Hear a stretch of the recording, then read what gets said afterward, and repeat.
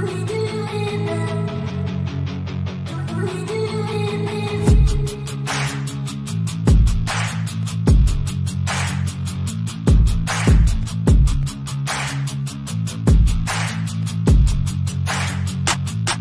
datang di channel Bela Kebenaran. Kami hadir untuk memberikan informasi opini dan atau fakta terhadap situasi yang sedang terjadi. Mari dukung channel ini dengan cara menekan tombol subscribe dan bunyikan loncengnya. Terima kasih.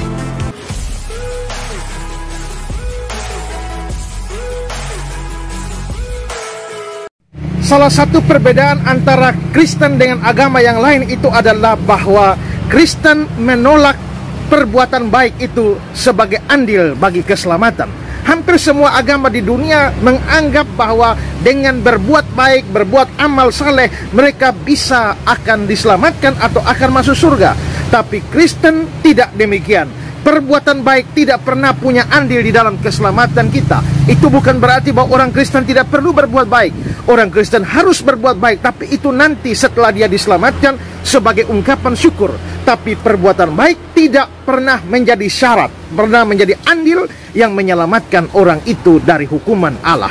Nah, mengapa seperti itu? Karena manusia ini adalah orang berdosa, orang bersalah.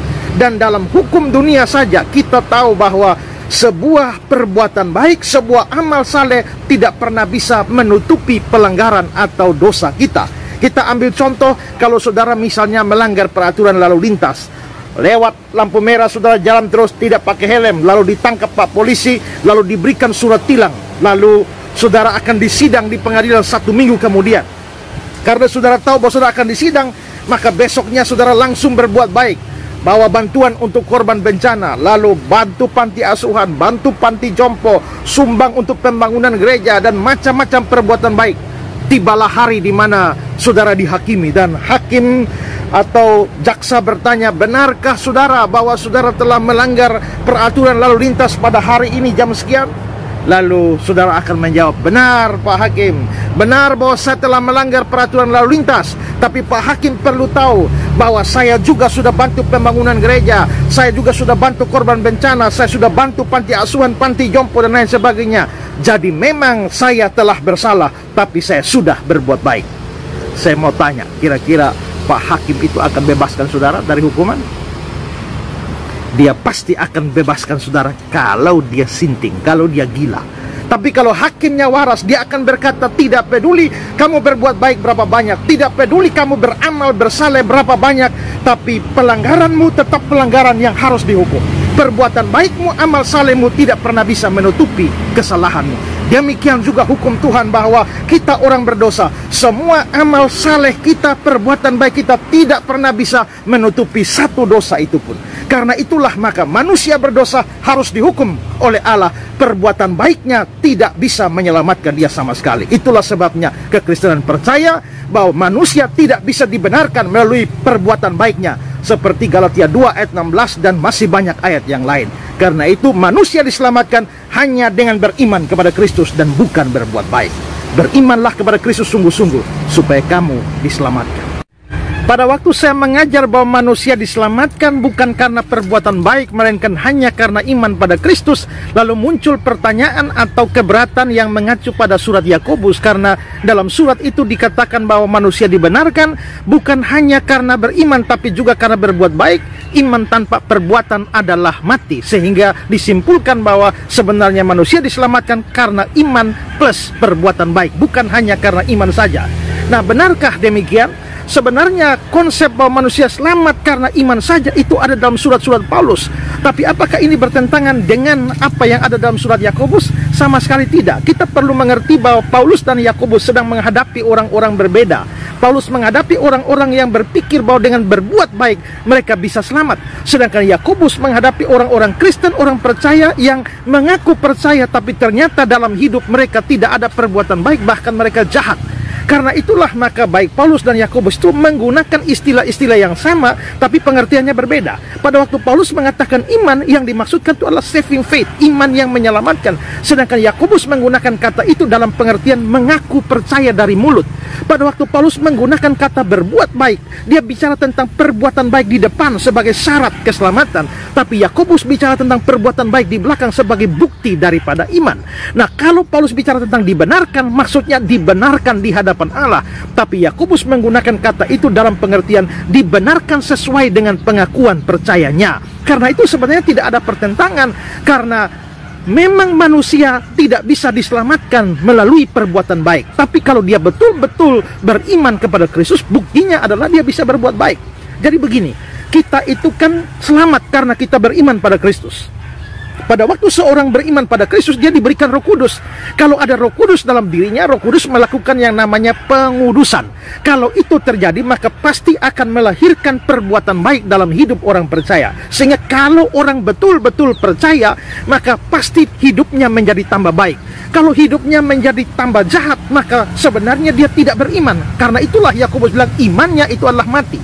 Nah, saya mau kasih analogi begini. Ada orang yang sakit, lalu minum obat, lalu sembuh, lalu olahraga. Sakit, minum obat, sembuh, olahraga. Apa yang bikin dia sembuh? Bukan olahraga, tapi minum obat. Apa bukti bahwa dia sudah sembuh? Dia bisa olahraga. Kalau dia bilang, saya sudah sembuh, coba olahraga, dia kayak ayam mati begitu. Berarti itu pengakuan omong kosong bahwa dia sudah sembuh. Begitu juga orang berdosa, dia beriman, dia selamat, lalu dia berbuat baik. Apa yang membuat dia selamat? Bukan berbuat baik, tetapi iman. Apa bukti bahwa dia betul-betul sudah beriman dan selamat? Yaitu muncul perbuatan baik. Karena itulah, maka marilah kita beriman saja untuk selamat.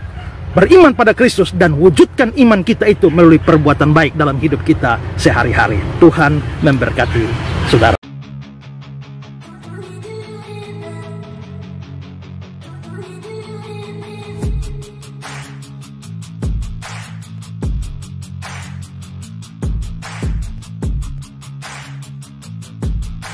Terima kasih sahabat sudah menyaksikan tayangan kami hari ini. Tuhanlah yang membalas dan memberkati kita semua. Apabila sahabat diberkati, marilah kita dengan murah hati untuk share video ini kepada teman-teman kita yang lain, kepada grup-grup keluarga dan sebagainya. Dan jangan lupa meninggalkan komentar di bawah video ini, serta menekan tombol subscribe video kami, sehingga sahabat tidak ketinggalan video-video terbaru dari kami. Terima kasih. Tuhan Yesus memberkati kita semua. Dan dengarkanlah firman Tuhan singkat ini. Mintalah maka akan diberikan kepadamu. Carilah maka kamu akan mendapat. Ketuklah maka pintu akan dibukakan bagimu. Kita harus melakukan sesuatu sampai sesuatu itu akan terwujud atas hidup kita. Minta, cari, dan ketuklah, maka Tuhan pasti membukakan pintu. Lukas 18 ayat 1. Yesus mengatakan suatu perumpamaan kepada mereka untuk menegaskan bahwa mereka harus selalu berdoa dengan tidak jemu-jemu. Kita berdoa dengan tidak jemu-jemu. Terus minta maka pasti akan diberikan. Tuhan Yesus berkata, karena itu aku berkata kepadamu, apa saja yang engkau inginkan ketika engkau berdoa, percayalah bahwa engkau telah menerimanya dan engkau akan memilikinya. Amini ayat firman Tuhan ini, bahwa Tuhan pasti memberikan segala sesuatu yang kita butuhkan. Semoga Allah, sumber pengharapan, memenuhi kamu dengan segala sukacita dan damai sejahtera dalam iman kamu, supaya oleh kekuatan Roh Kudus kamu berlimpah-limpah dalam pengharapan. Terima kasih. Apabila sahabat ada komentar dan pendapat yang lain terhadap video hari ini, boleh tuliskan komentarnya, pendapatnya di kolom komentar di bawah video ini, sehingga kita boleh diskusi di sana.